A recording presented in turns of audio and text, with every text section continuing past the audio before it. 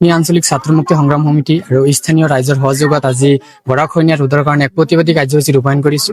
এই প্ৰতিবাদৰ জৰিয়তে আমাৰ ২ নং ধুবুৰী লোকসভাৰ সমষ্টিৰ সাংসদ মাননীয় ৰকিবুল হুছেইন ডাঙৰীয়া তেখেতক আহ্বান জনাইছো যে আপোনাক 10 লাখ ভোটত আমি জয় কৰাই দিল্লীত পঠাইছো। আপুনি দিল্লীত গভীৰ নিৰ্যাত হৈ আছে, নিৰ্যাতৰ পৰা অলপ হাৰ পাওক আৰু হাৰ পাই আমাৰ সমষ্টিৰ খবৰ লওক।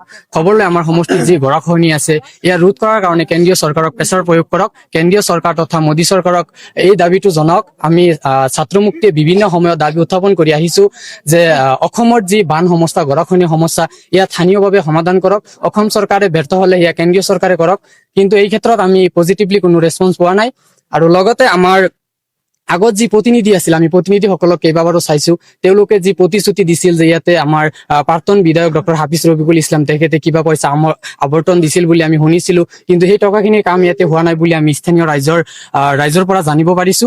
আমি বৰ্তমানৰ যিজন বিধায়ক তেখেতে কৰ্মদক্ষ বিধায়ক বুলি আমাৰ সমষ্টিৰ ৰাইজে বিপুল ভোটত জয়লাভ কৰোৱাইছে আৰু তেখেতক আমি অনুৰোধ জনাইছো যে আপুনি অতি সোনকালে আমাৰ এই স্থানীয় ৰাইজৰ ওচৰত আহক আৰু আহি এওঁলোকৰ সমস্যাখিনি চাওক। চোৱাৰ পিছত এওঁলোকৰ কেনেকে সমাধান কৰিব পাৰি এই সমাধান কৰক। আৰু চৰকাৰলৈ আমি দাবী জনাইছো যে আমাৰ এই সমাধানবোৰ বৈজ্ঞানিকভাৱে দীৰ্ঘমেধী এক আঁচনি ৰূপায়ণ কৰি কেনেকে সমাধান কৰিব পাৰো, এই সমাধান কৰি এই স্থানীয় ৰাইজক, নৈপৰীয়া ৰাইজক সুৰক্ষা প্ৰদান কৰক। আমি মূল দাবী এইখিনিয়ে জনাইছো।